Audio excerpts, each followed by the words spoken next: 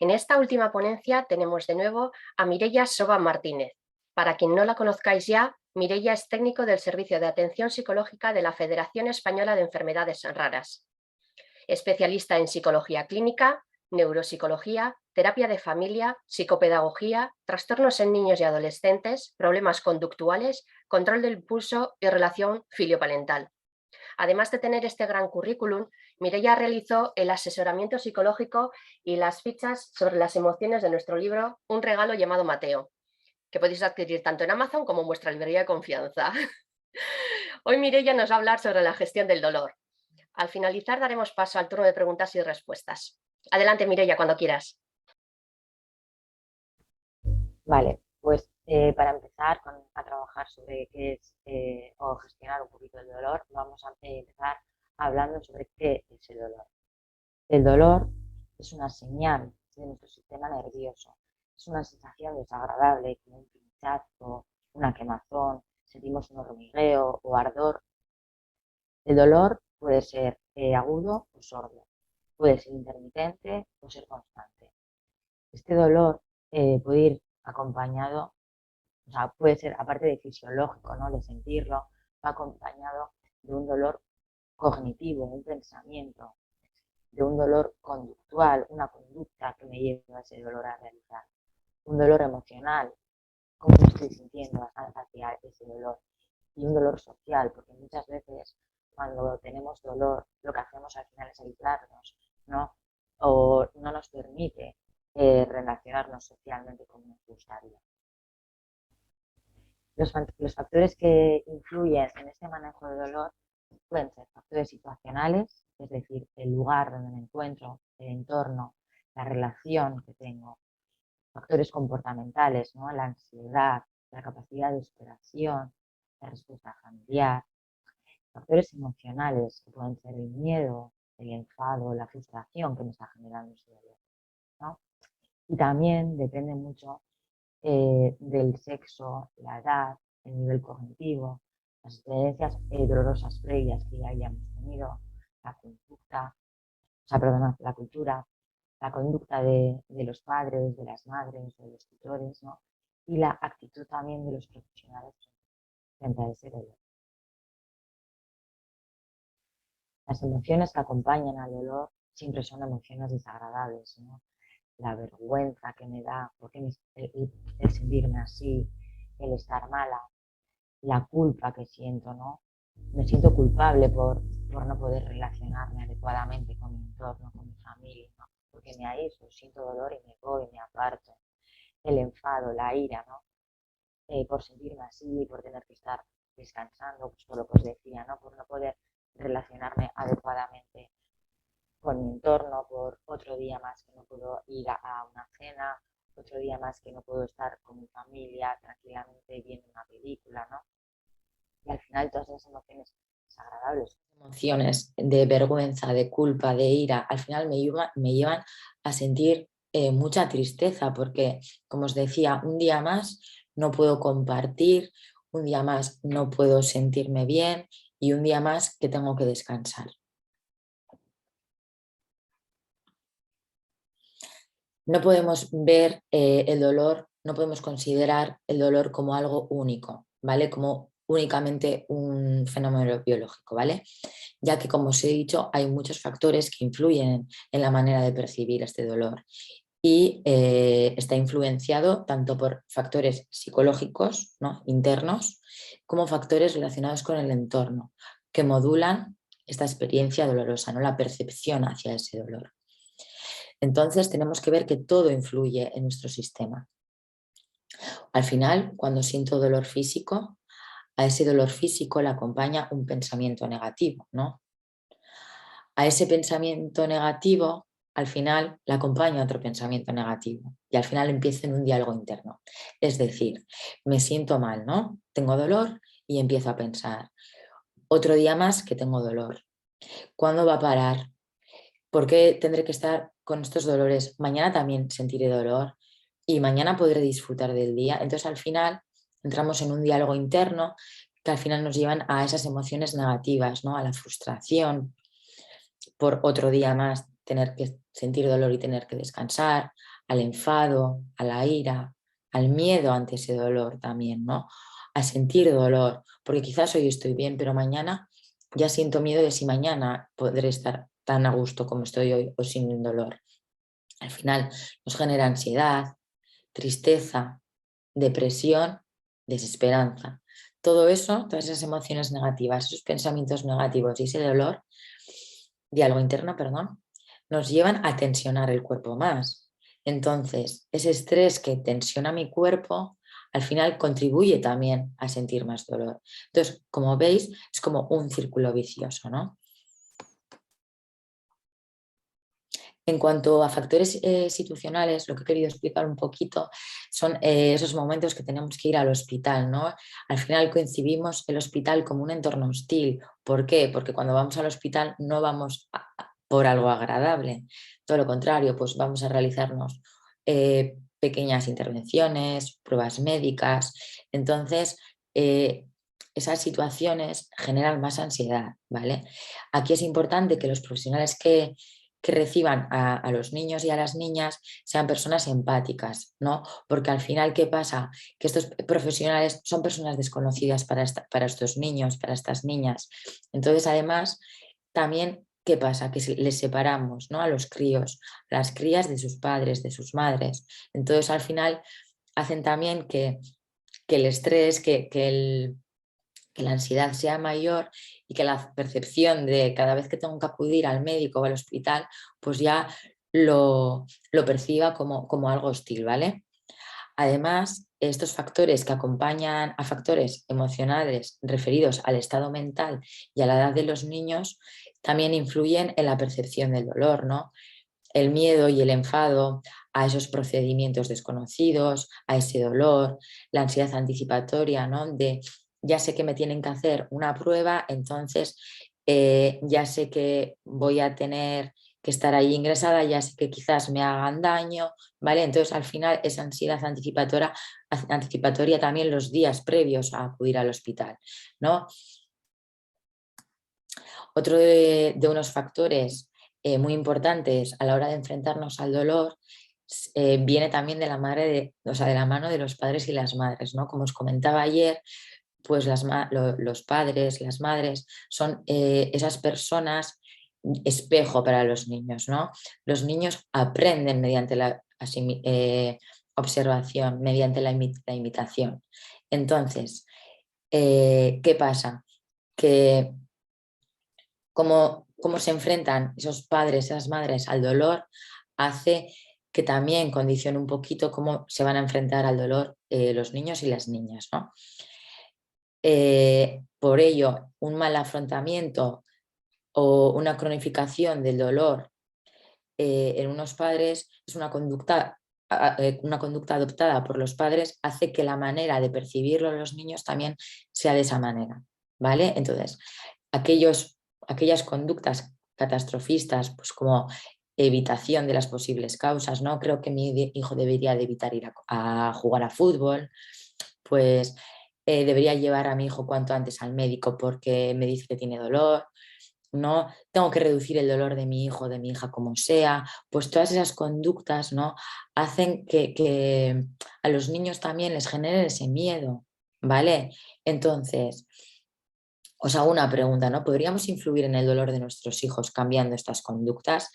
Pues a ver, el dolor no les vamos a quitar, pero sí que la percepción y la gestión de ese dolor sí que podemos ayudarles, sí que podemos guiarles, ¿no?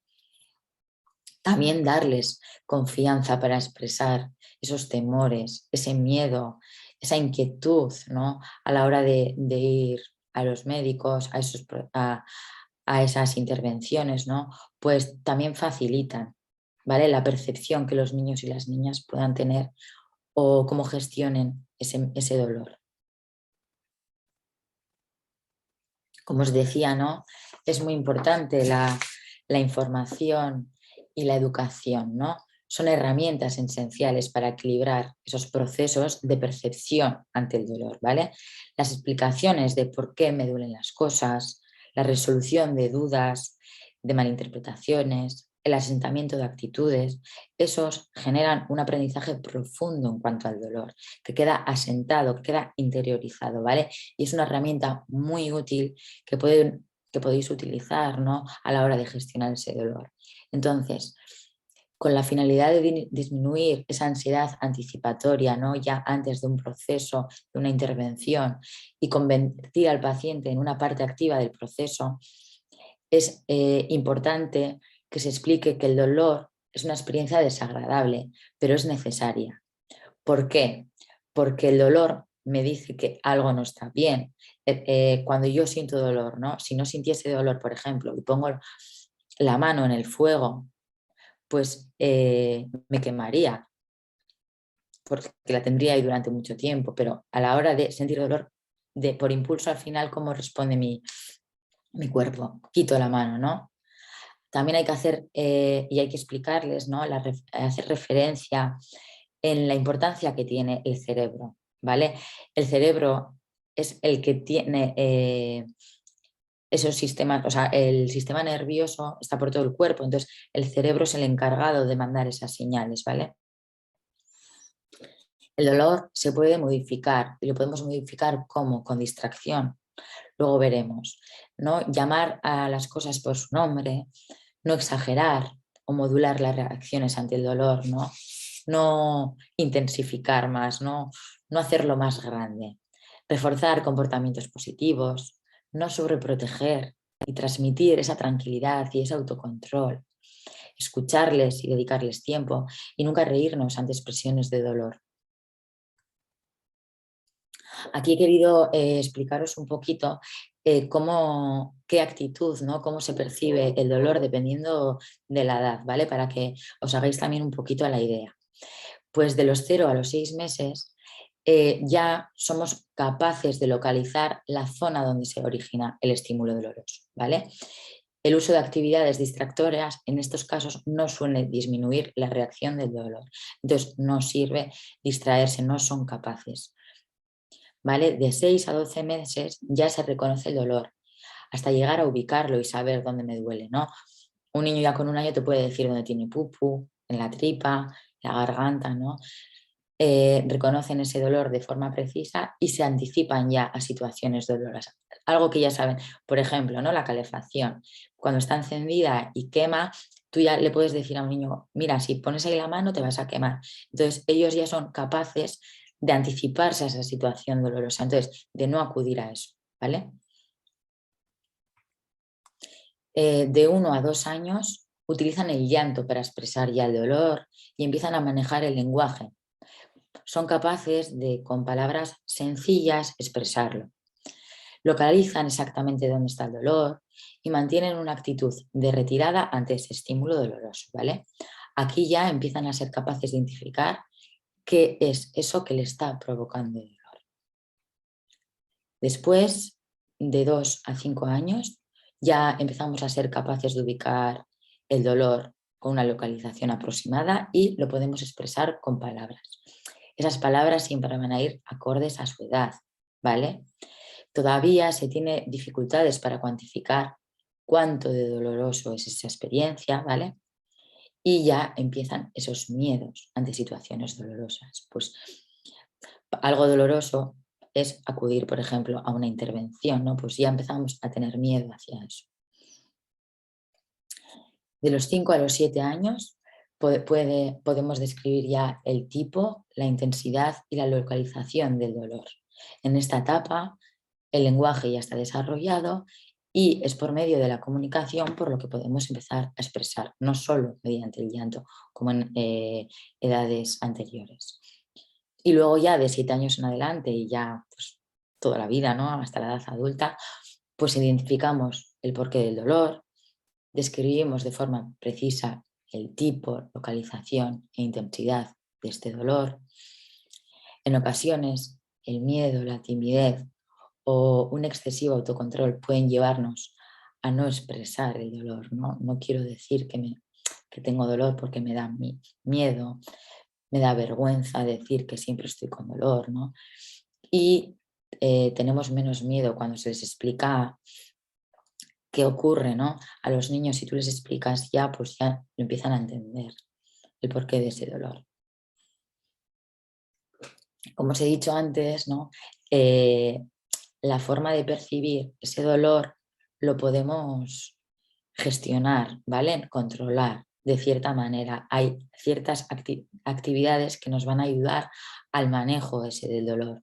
No quiere decir que yo no vaya a sentir dolor, sino que la manera de la que voy a percibir ese dolor va a ser menor. La intensidad con la que lo siento no es tan grande, ¿vale? ¿Cómo? Pues, por ejemplo, con la respiración consciente, ¿vale? El dolor y el estrés nos pueden llevar a respirar de manera más rápida, de una forma superficial e incluso a contener a veces la respiración, ¿no? Todo esto al final, ¿qué hace? Alimenta ese estrés, alimenta la ansiedad y alimenta la intensidad también con la que sientes ese dolor. Entonces, yo os recomendaría que haríais esto, ¿no? Vosotros si convivís con dolor o que lo hagáis con vuestros peques cuando sientan dolor, ¿vale? ¿Cómo?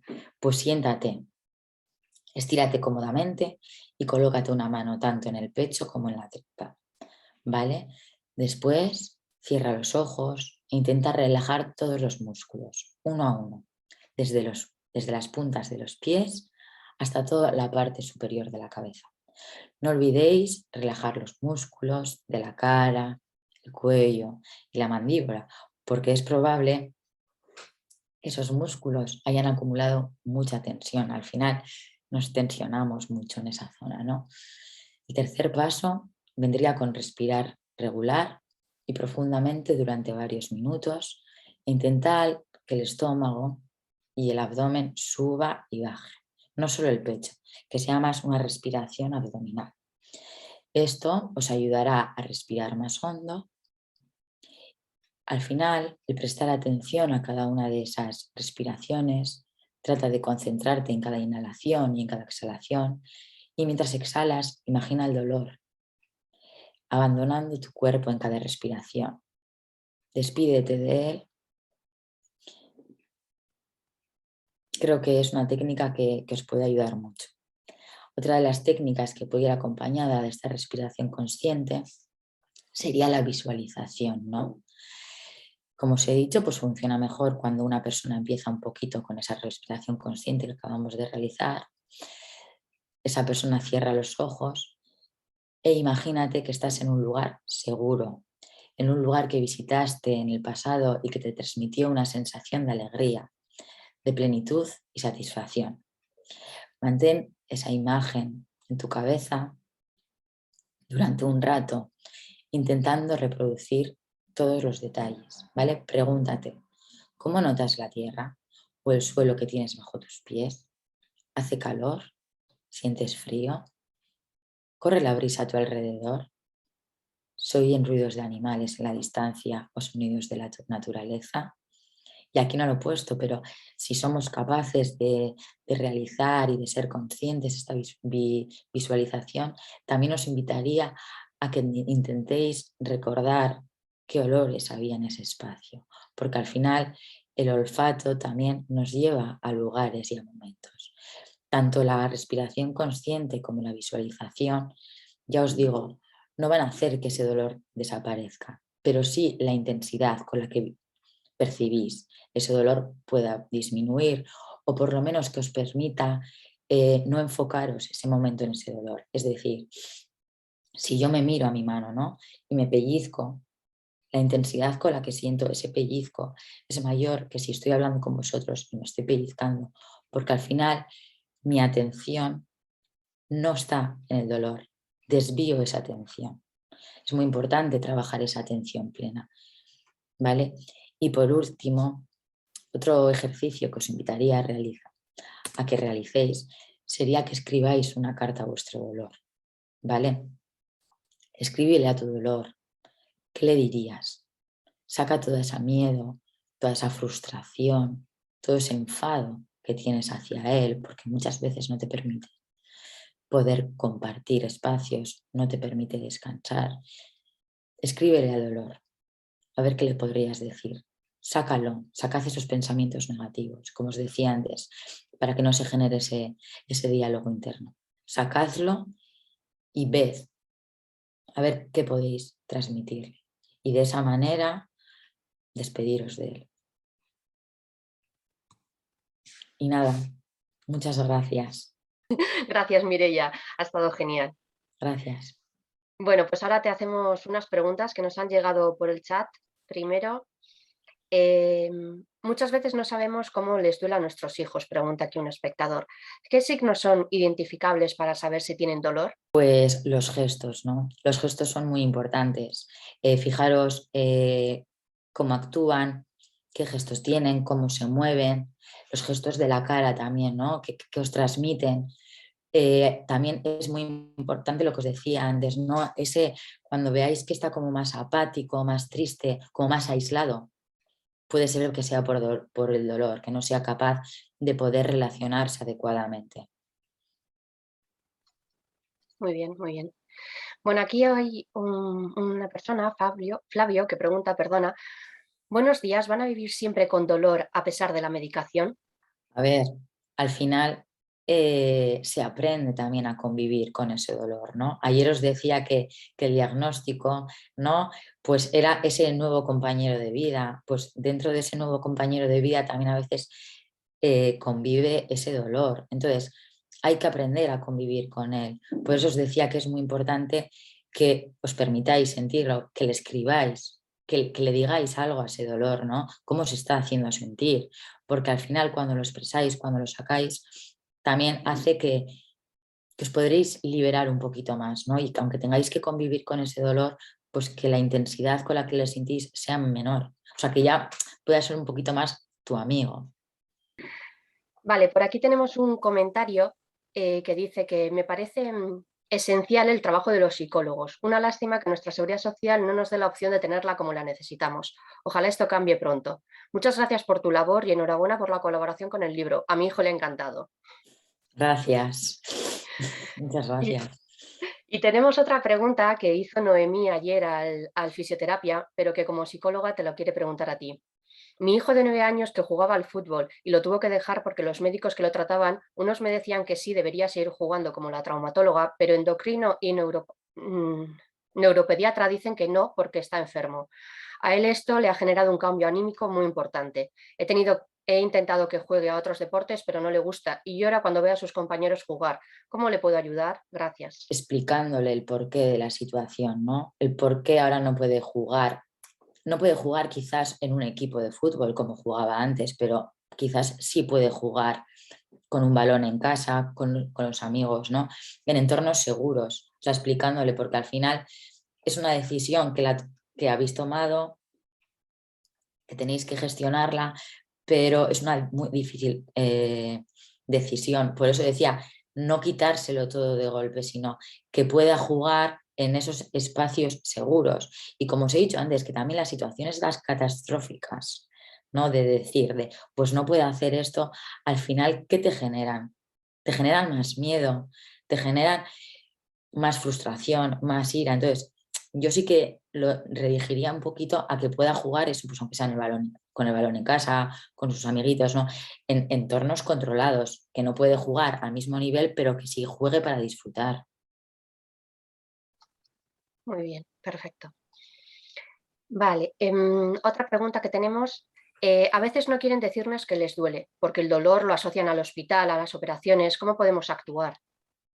Lo que decía antes, ¿no? Explicándoles que no que porque tenga que haber dolor van a tener que ir al hospital, sino que tienen que transmitir que sienten dolor para poder ponerle una solución. Eso no quiere decir que la solución sea ir al hospital, sino tomar algún analgésico, ponerse calor, lo que queráis, pero explicadles eso, o sea, transmitirles siempre esa confianza de que vuestros hijos y vuestras hijas os puedan transmitir cómo se sienten. Como os decía ayer, o sea, cuanta más confianza les deis, cuanto menos mentiras haya, mentiras entre comillas, ¿no? Haya, más van a confiar en vosotros, en vosotras y en los profesionales incluso. Muy bien. Tenemos más preguntas todavía, Sí, ¿eh? adelante. A ver, la siguiente pregunta. Hola Mireia, ¿nos aconsejas sesiones de mindfulness? No sé si lo he dicho bien, ¿eh? Sí, sí, por supuesto que sí. sea, es una técnica o sea, que está descubierto que ayuda mucho a gestionar ese dolor, a no enfocar, ¿no?, toda mi vida en ese dolor. Vale, aquí hay una pregunta un poco general, pero bueno, igual pues, tú que eres psicóloga, ¿podrán hacer vida normal? Claro que pueden hacer vida normal, ¿no? Sí, bueno, dentro de la normalidad que tenemos nosotros, hacemos una vida lo más normal posible. Oye, Efectivamente, o sea, que no puedes jugar al fútbol, pero puedes irte al monte y disfrutar de la naturaleza o a la playa. al final, ¿quién dice que es lo normal también, ¿no? O sea, ahí Exacto. mismo nosotros nos estamos poniendo esos límites. Sí, Entonces, ¿qué es normal? Claro que eso pueden hacer una vida normal. eso es, eso es. Y a ver, creo que me quedan un par de preguntas. Sí. Bueno, estas creo que están todas un poco relacionadas, ¿vale? ¿Cómo podría eliminar o disminuir los miedos cada vez que tengo dolor? ¿O cómo podría eliminar o disminuir los miedos cada vez que me enfrento a una actividad física que podría desembocar en lesiones? Primero, sacando esos pensamientos que están acompañando a esos miedos. Es decir, si yo tengo miedo porque tengo ya unos pensamientos, tengo que expresarlo, tengo que, si no puedo expresarlo, por lo menos escribirlo, ¿no? Entonces, cuando ya lo saco, ese diálogo interno que os decía antes, me baja la ansiedad. Entonces, por ejemplo, ¿no?, me da miedo jugar a fútbol porque igual se me rompe la pierna. ¿Qué conlleva que tenga una rotura? Que tenga que ir al médico. Entonces, cuando empiezo a verbalizarlo todo, voy sacando esos miedos. Entonces, esa ansiedad va bajando. Pues sí, muy bien. Y la última pregunta que nos queda es, cuando tengo dolores, ¿cómo recomiendas enfocarlo? Bueno, yo creo que si quieres decir algo más, pero lo has respondido muy bien. Lo que os he dicho, ¿no? Trabajando la respiración consciente, trabajando visualizaciones y de verdad, escribid a vuestro dolor, decirle todo lo que queráis, quedaros a gusto. Vale, y acaba de entrar otro comentario que dice, solo daros las gracias por resolverme dudas importantes para mí y hacer de un día triste algo más positivo. Ay, muchas gracias. Sí, la verdad que ha sido una maravilla. Muchas gracias, Mireia. A vosotros. Gracias, Mireia. A Gracias, Sara. vosotros. Qué agradable ha sido escucharte de nuevo, Mireia. Con este turno de preguntas damos por clausurado el segundo Congreso Nacional de Displasia Fibrosa y Síndrome de McConnell-Wright. Ha sido un auténtico placer escuchar a todos los profesionales que nos han regalado su tiempo para ofrecernos lo que necesitábamos los pacientes, información veraz. Hoy sabemos más sobre nosotros mismos que cuando empezó el Congreso y es vital para gestionar el día a día de nuestra enfermedad. Gracias a todos, ponentes, moderadores y espectadores. Les invitamos a nuestro tercer Congreso Nacional de Displasia Fibrosa y Síndrome de McConnell-Wright, que se celebrará en Burgos los días 25, 26 y 27 de noviembre del 2022. Hasta entonces, cuídense.